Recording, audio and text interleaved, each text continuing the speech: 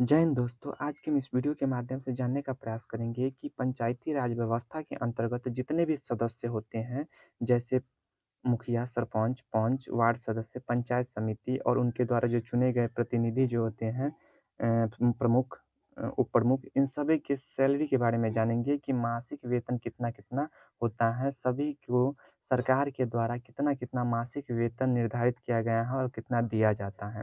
इन सब चीज़ों की चर्चा करेंगे इस वीडियो में। इससे पिछले वीडियो में हमने जाना था कि पंचायती राज व्यवस्था के अंतर्गत जो भी सदस्य होते हैं, उन सब सदस्यों के चुनाव प्रक्रियाएँ के बारे में जाने थे कि इन सब की चुनाव कैसे होता है, किसे जनता चुनकर बनाती है और किसे जनता चुनकर बनाती है और जनता के द्वारा चुने गए प्रतिनिधि किसे चुनकर बनाते हैं।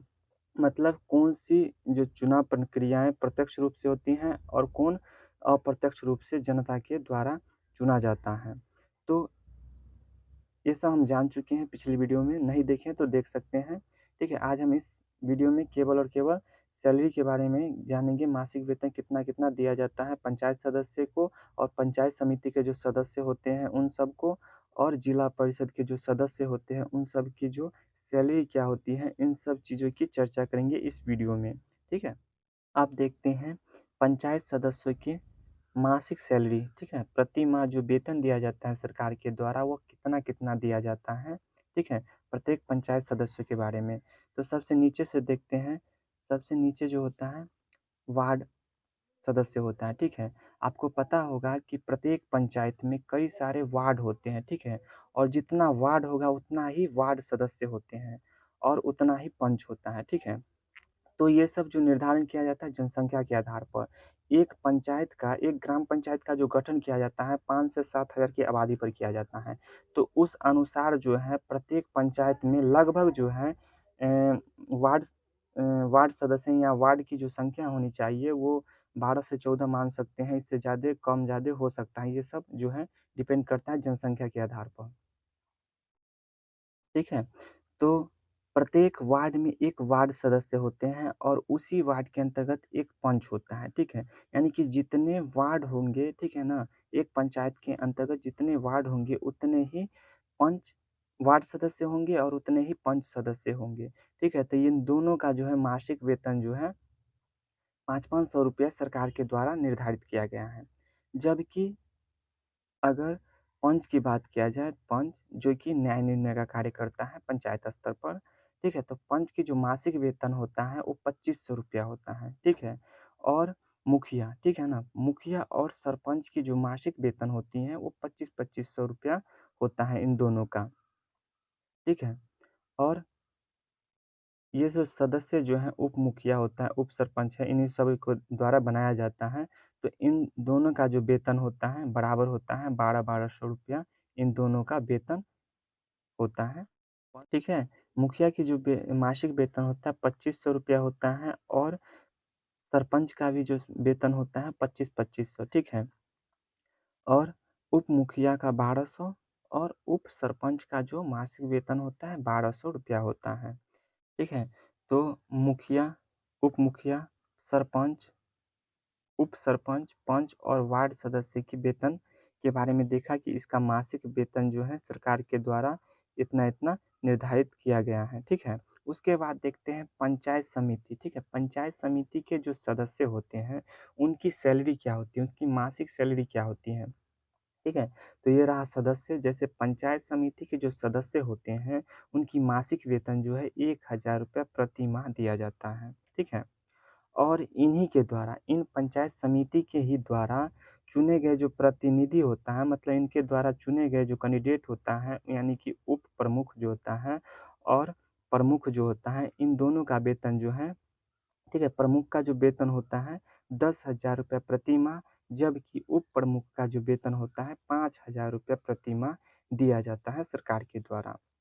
जबकि आप वेतन की बात किया जाए, तो इन सब की वेतन जो है बहुत कम-कम देखने को मिलता होगा। जैसे मुखिया का वेतन देखिए 2500 रुपया है। तो ये सब वेतन पर मत जाइए, इस सबको बाहरी आमदनी बहुत ज़्यादा होते हैं। जैसे कोई भी सरकारी योजनाएँ गाँव स्तर पर आता है, तो ये सब जो है उससे भी कमाते हैं, बहुत सारे लाभ उससे अर्जित ठीक करते है, हैं। ये ये सब जो है नाम मात्र की सैलरी है, मेन मानिए तो वो सबको बाहरी आमदनी होता है, जो फंडिंग जो होता है, बाहरी योजनाएँ जो आती हैं सरकार की तरफ, उससे ज़्यादा लाभान्वित होते हैं ये सब सदस्य, ठीक है।